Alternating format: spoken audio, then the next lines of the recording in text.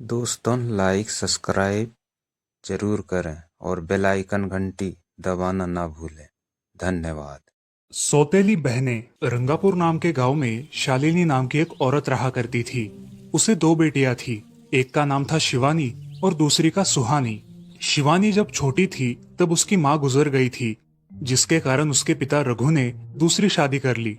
मगर उनका भी कुछ सालों में बीमारी की वजह से देहांत हो गया और इसी वजह से शिवानी के मन में उसकी माँ और बहन के प्रति प्रेम उत्पन्न नहीं हो पाया। शिवानी और सुहानी में हमेशा झगड़ा हुआ करता था। दोनों भी बहनें एक दूसरे से कभी प्यार से बात नहीं करती थी। शालिनी ये सब देख बड़ी चिंता में रहा करती थी। ऐसे ही एक दिन शिवानी सुहानी, चलो आ जाओ, खाना खा लो। हाँ माँ आई। हाँ माँ, मैं भी आई। ऐसा कहकर दोनों बेटियां वहां आ जाती है और देखती है तो उनकी माँ ने उन दोनों के लिए गाजर का हलवा बनाया था। वो देख सुहानी और शिवानी बहुत खुश हो जाती है। माँ, तुमने ये हलवा मेरे लिए बनाया है? मुझे बहुत पसंद है। मुझे पता है कि मेरी दोनों बेटियों को हलवा कितना पसंद है, इसीलिए तो मैंने तुम दोनों के लिए हलवा बनाया है। और मेरे लिए माँ? अरे हाँ बेटी, मैंने तुम्हारे लिए भी बनाया है। चलो अब जल्दी से खा लो, तुम दोनों को कॉलेज भी तो जाना है ना। जी माँ, मैं ये कटोरी ले लूँ? मुझे जल्दी पहुँचना है कॉलेज में। हाँ ले लो। और सुहानी, तुम ये वाली कटोरी ले लो। जी माँ। दोनों भी हलवा खाती है और एक दूसरे की ओर बहुत गुस्से से देखकर वहां से चली जाती है। वो दोनों भी कॉलेज में एक साथ पढ़ा करती थी। फर्क सिर्फ इतना था कि शिवानी 3rd ईयर में थी और सुहानी 1st ईयर में। उन दोनों में 2 साल का अंतर था। फिर भी दोनों में हमेशा नोकझोंक हुआ करती थी, जैसे कि वो दोनों एक दूसरे की दुश्मन हो। ऐसे ही एक दिन दीदी, मेरे कॉलेज की ट्रिप जाने वाली है। तुम्हारी भी ट्रिप जाने वाली है क्या? हाँ, मेरी भी जाने वाली है, मगर मेरा जाने का मन नहीं है। क्यों दीदी? क्योंकि वहाँ पे तुम हो। मुझे भी कोई शौक नहीं है तुम्हारे साथ आने का। मैंने ऐसे ही पूछ लिया। मैं जा रही हूँ। शिवानी और सुहानी एक दूसरे की ओर मुंह फेरकर वहां से चली जाती है। अगले दिन दोनों भी कॉलेज में जाती है। तब उनके टीचर उनसे पूछते हैं, शिवानी, तुम कॉलेज की ट्रिप में आने वाली हो? जी सर, मैं आने वाली हूँ। ठीक है, मैं तुम्हारा नाम लिखवा देता हूँ। जी सर। ऐसा बोलकर टीचर ट्रिप के लिए जाने वाले विद्यार्थियों की लिस्ट बना लेते हैं। घर आकर शिवानी और सुहानी ये बातें अपनी माँ को बताती है।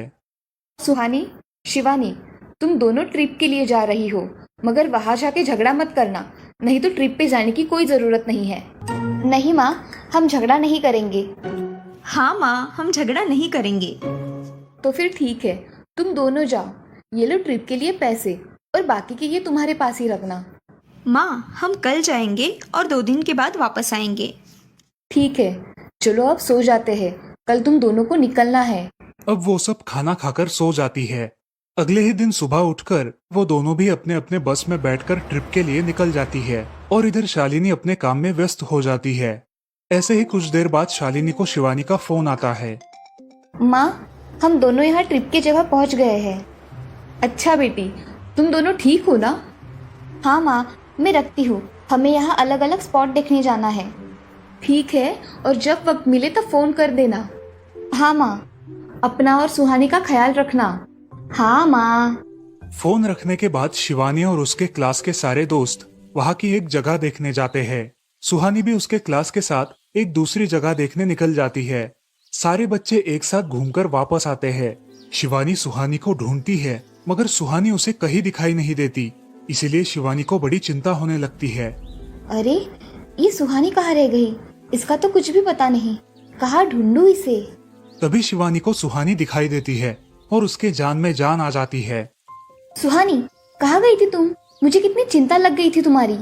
अरे, मैं यहाँ ही थी मेरी सहेलियों के साथ। मुझे कुछ नहीं हुआ। ऐसा बोलकर सुहानी वहाँ से चली जाती है। दूसरे दिन सब लड़के लड़कियाँ जल्दी उठकर अपनी तैयारी कर लेते हैं और पहाड़ पर जाने के लिए निकलते हैं। वो सब आज थोड़ा घूमकर शाम तक निकलने वाले थे। सब विद्यार्थी एक हिल स्टेशन देखने चले जाते हैं। शाम होने तक उस पहाड़ी का मजा उठाते हैं, लेकिन सुहानी बिना किसी को बताए उस पहाड़ी के एक अनजान हिस्से में चली जाती है। वहाँ का मनमोहक दृश्य देखते देखते गलती से उसका पैर फिसल जाता है और वो वहाँ से नीचे गिर जाती है।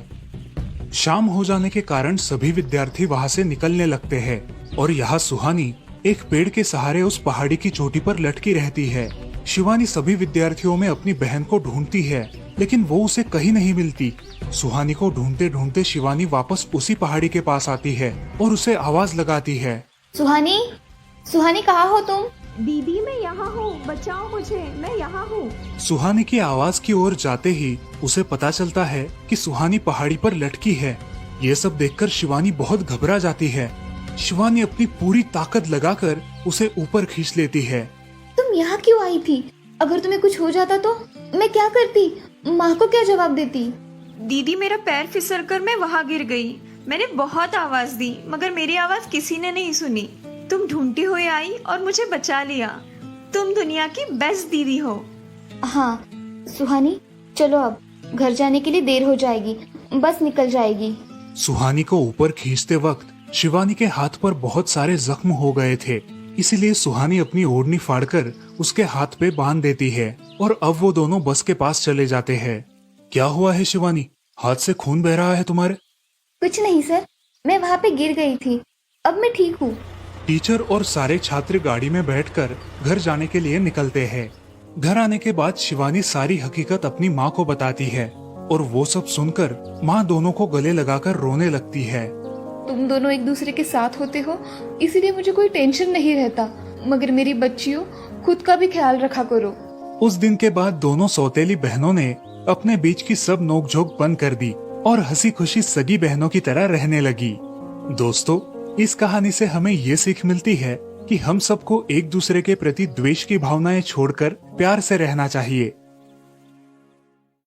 चंदनपुर नाम के गांव में चंपा नाम की एक औरत रहती थी।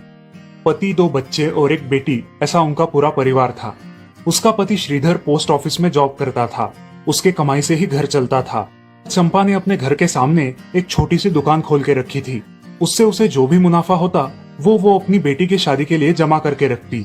ऐसे ही बहुत दिन बीत जाते हैं। अब बच्चे भी बड़े हो जाते हैं। बड़ा बेटा अशोक डॉक्टर और छोटा बेटा रवि वकील बन जाता है और दोनों अपनी ट्रेनिंग पूरी करने लगते हैं। एक दिन उनकी बहन ज्योति के लिए एक अच्छा रिश्ता आता है और ज्योति की शादी पड़ोस के गांव के सरपंच जी के बेटे से हो जाती है। ज्योति बहुत ही कामचोर और गुस्सा करने वाली होती है। इसी कारण उसके ससुराल से उसे निकाल दिया जाता है। वो अपने पति को लेकर अपने मायके रहने आती है। अब चंपा का जमाई दुकान चलाता है और चंपा और ज्योति आराम से वहाँ रहती है। अरे ज्योति, जरा अपने कामचोर पति को कुछ काम करना क्यों नहीं सिखाती हो?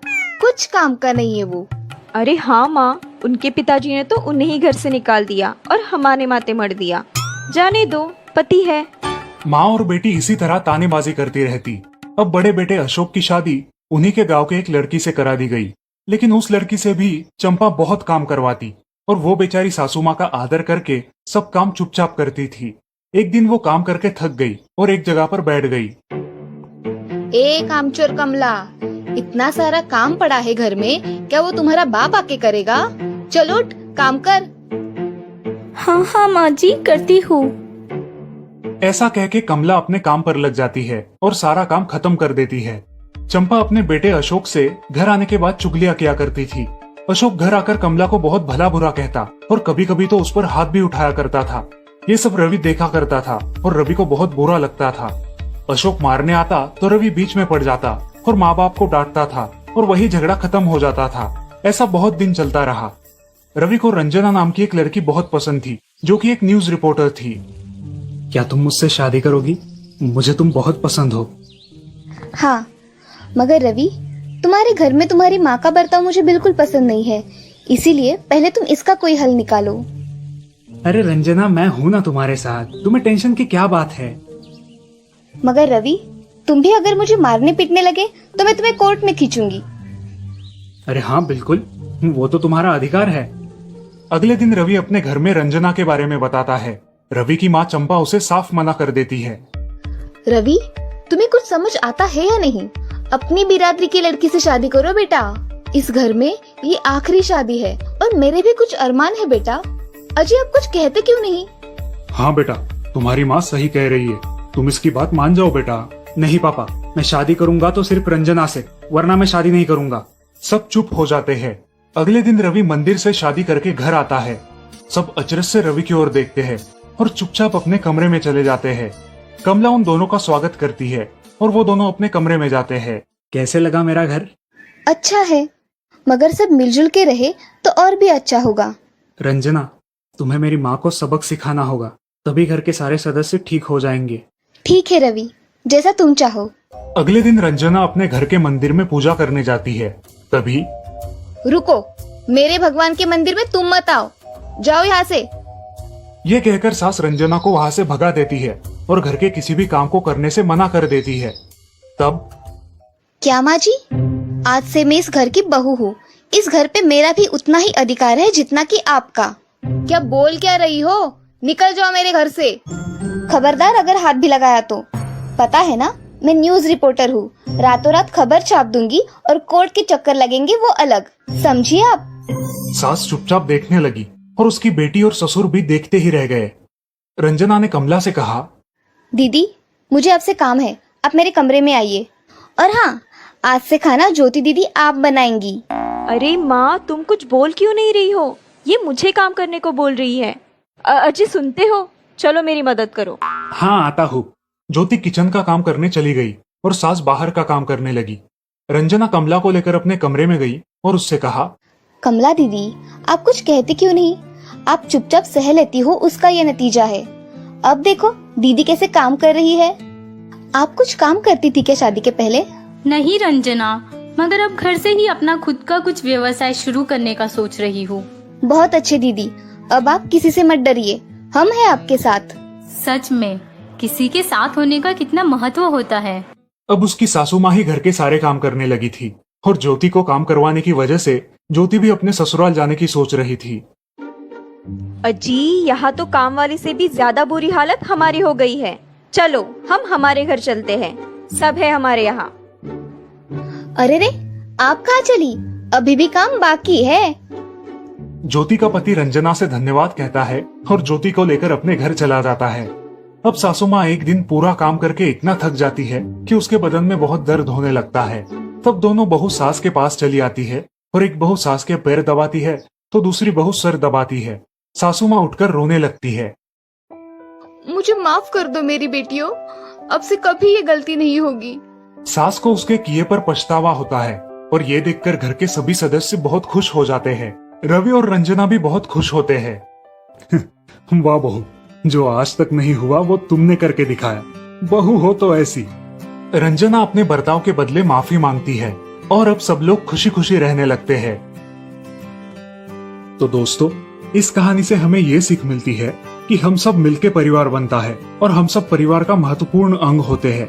परिवार के काम मिल बांट कर करना ये हमारी वैयक्तिक जिम्मेदारी है।